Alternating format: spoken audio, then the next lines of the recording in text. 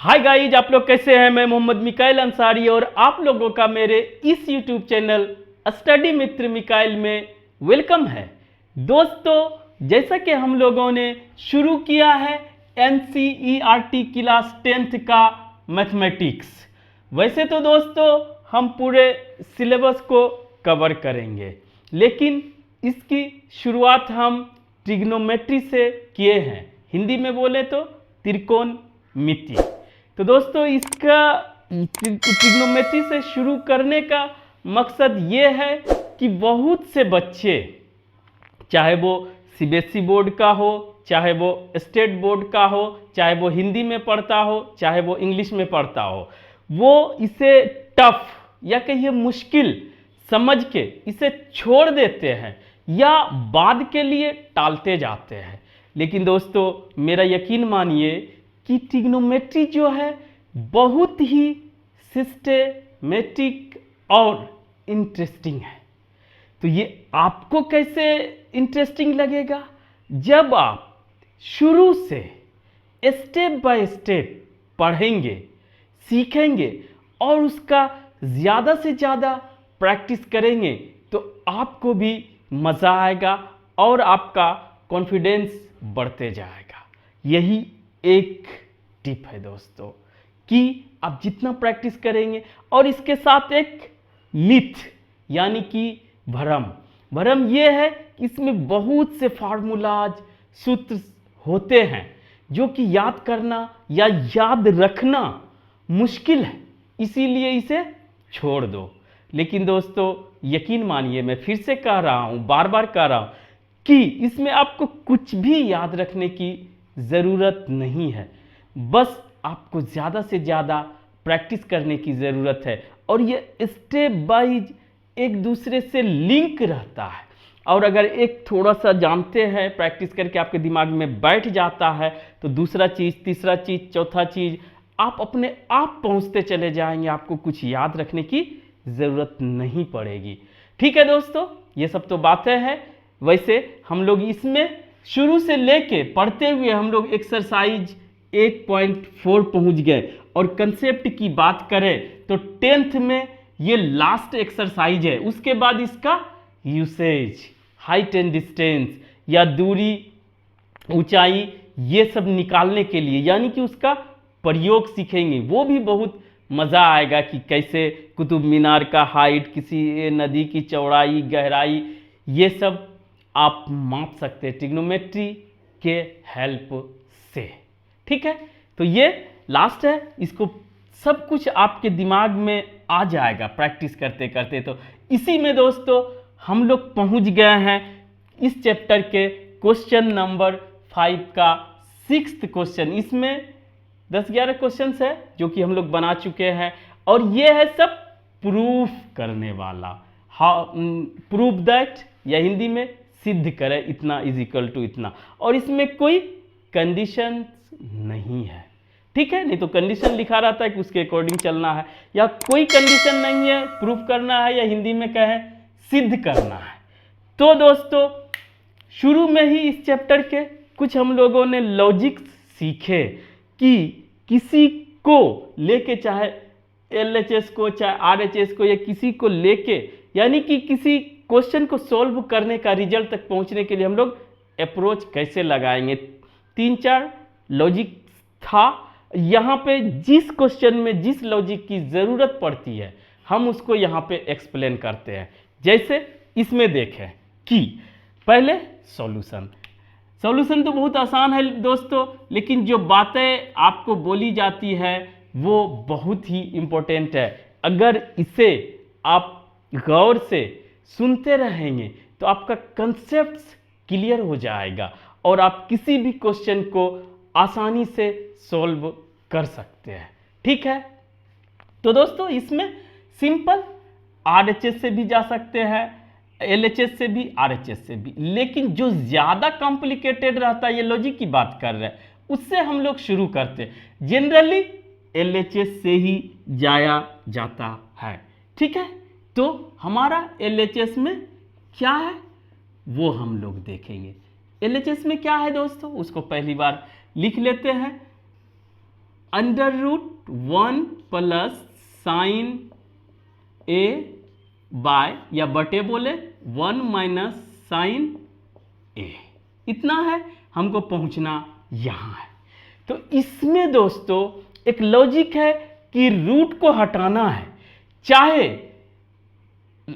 Nominator denominator यानी अंश और हर में कुछ भी रहे, कॉम्प्लिकेटेड रहे, 2-3 टर्म्स रहे, तो उसको फ्रैक्शन रूल या कहिए भिन्न का जोड़ घटाव या ऊपर नीचे, हिंदी में शुद्ध हिंदी में हर का परिमेयकरण यानी कि ऊपर नीचे गुना भाग करके हटाने की कोशिश की जाती है रूट को।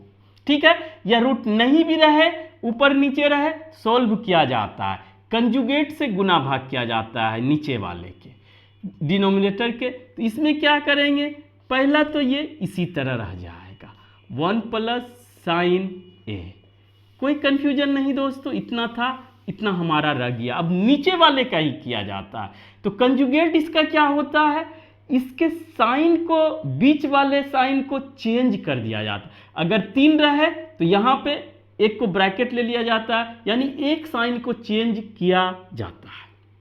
तो यहाँ पे 2 ही टर्म है, तो इसको साइन को हम लोग चेंज कर देंगे, पहला एज इट, और इसी के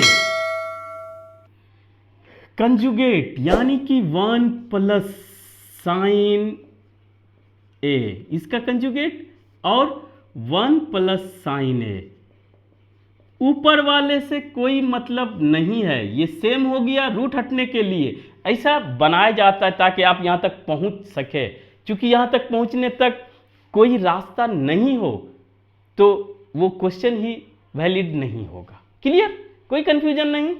तो ये इससे मतलब नहीं है कि सेम हो गया इसे हटाने के, इसके कंजुगेट मतलब अगर माइनस है बीच में तो प्लस से, और ऊपर और नीचे गुना भाग करने से इस पे के रिजल्ट पे कोई फर्क नहीं पड़ता है।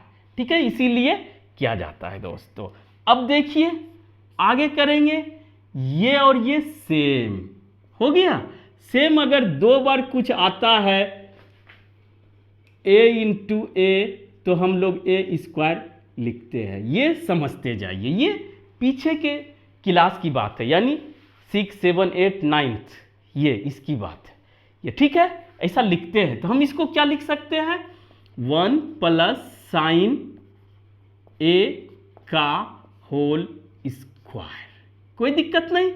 अब नीचे देखिए दोस्तों, इसको आप कर सकते हैं यहां पर, अगर ये यहां पे नहीं लिखते,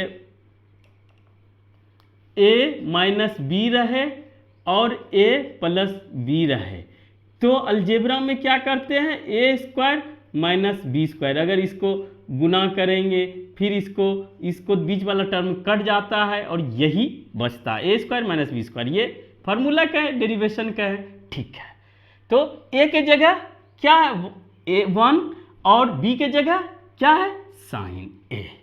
तो इसको क्या लिख सकते हैं, 1 माइनस साइन स्क्वायर ए। कोई कंफ्यूजन नहीं होना चाहिए, इतना सिंपल तरीके से। अब दोस्तों यही सीक्वेंस है, ये यूज किया मैंने, यहां पे ये यूज किया।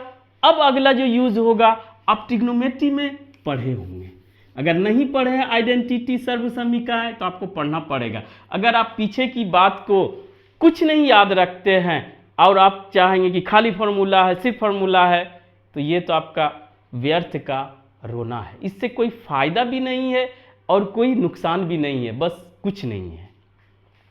तो दोस्तों ये क्या होगा, साइन से ही लेते हैं, पहला सर्वसमीका या आइडेंटिटी या फार्मूला कहिए जनरल, ए लिखे चाहे थीटा लिखे, sine square theta plus cos square theta लिखे चाहे ए लिखे, cos square A is equal to 1। ये सिंपल है, पाइथागोरस से हम लोगों ने बहुत बार प्रूफ किया है।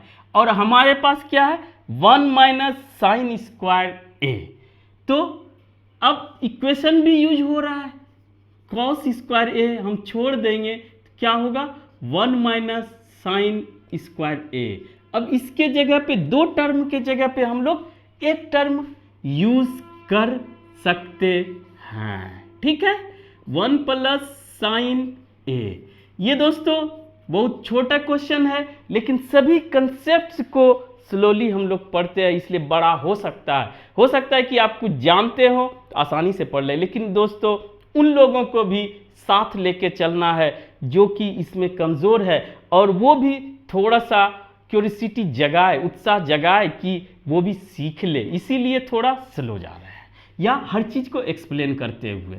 ठीक है, अब दोस्तों इसके जगह हम लोग लिख सकते हैं कॉस स्क्वायर ए। कोई कंफ्यूजन नहीं, अब इसको भी मिटाने की ज़रूरत है, आप देखते जाएं, कॉपी में नोट करते जाएं। अब दोस्तों एक चीज़ और पहले भी कर चुके हैं कि अगर कॉस ए या कोई भी टर्म हो, अगर स्क्वायर है, क्यूब है, तो वो इसे शॉर्ट में लिखने के लिए स्क्वायर ए लिखा जाता है। ये दोनों सेम है। ठीक है, और इसका मतलब ये नहीं समझे कि 2 बार कॉस और कॉस ए है, ये होल स्क्वायर है कि इसका अगर मतलब जाने तो ये इंटू कॉस ए 2 बार है। ठीक है, तो ये भी 2 बार आ गया। एक स्टेप और कर सकते हैं अगर आप चाहें तो, क्योंकि इसे हम पहले से बोल रहे हैं, इससे सिंपल तरीके से लेके जा रहे हैं कि जो बहुत कमज़ोर होंगे वो भी इसे सीख सकते हैं। तो ये क्या हो गया, 1 plus sine A by cos A का होल स्क्वायर। अब क्या होता है, रूट अगर आप कहीं भी पढ़े होंगे तो वहाँ देखे होंगे कि अगर रूट पे ए स्क्वायर रहेगा तो ये ए हो जाता है। ऐसे इसमें मोड होता है, इसकी ज़रूरत नहीं है, बस समझे कि पॉजिटिव में ए हो जाता है। तो अब क्या हुआ, ये काटना नहीं, यहाँ पे ये और ये अगर रहे तो दोनों करके सिर्फ इसके अंदर जो है वही बच जाता है। तो यहाँ पे क्या बच गया हमारे पास दोस्तों, 1 plus sine A by cos A. Clear, अब भी यहाँ तक नहीं पहुँचे हैं, अब इसको अलग कर दे, क्योंकि इसमें भी एक कंसेप्ट है। पहले बोले थे कि अगर कॉस में, टेन में, या साइन और कॉस छोड़ के किसी में भी रहे तो कोशिश करें कि साइन और कॉस में लाएं। यहाँ पर ये हमको लाना है, तो क्या करेंगे, अलग अलग कर देंगे। भिन्न का जोड़, फ्रैक्शन आप जानते होंगे, कॉस ए कभी इधर से जाते हैं कभी इधर से, यही तो करना है बार बार दोस्तों, प्रैक्टिस, परमुटेशन कॉम्बिनेशन की, इधर से उधर, उधर से इधर, जो कि रिजल्ट हमको चाहिए वो मिल जाए। साइन ए बाय कॉस ए। अब कहिए कि ये एक फार्मूला है, लेकिन दोस्तों कोई भी फार्मूला नहीं है, इसको हम लोग सीधा फर्स्ट चैप्टर में एक्सप्लेन किए एक्सरसाइज में कि इसे ही हम लोग सेक ए लिख सकते हैं, और साइन ए बाय कॉस ए को टेन ए लिख सकते हैं। हर बार आपको प्रूफ करने की ज़रूरत नहीं है, बस इसको चेंज करें, सिर्फ चेंज करना है। ट्रिग्नोमेट्री में सिर्फ चेंज करते रहना है, डिराइव करते, इससे वो उससे ये, तो आप रिजल्ट तक पहुंच सकते हैं, अगर वो वाकई में रिजल्ट तक पहुंचने का पाथ दिया होगा तो यही हमारा क्या है दोस्तों, RHS, जो कि हमको प्रूव करना था और ये प्रूव्ड हो गया। ठीक है, तो दोस्तों यहाँ तक में आपको कोई परेशानी हुई और आप कुछ सीखे, अगर सीखे होंगे, कंसेप्ट्स क्लियर क्या होगा, तो आप इस वीडियो को लाइक करें, सब्सक्राइब करें और अपने दोस्तों, रिलेटिव्स के बीच शेयर भी करें दोस्तों। Thank you for watching, have a nice day.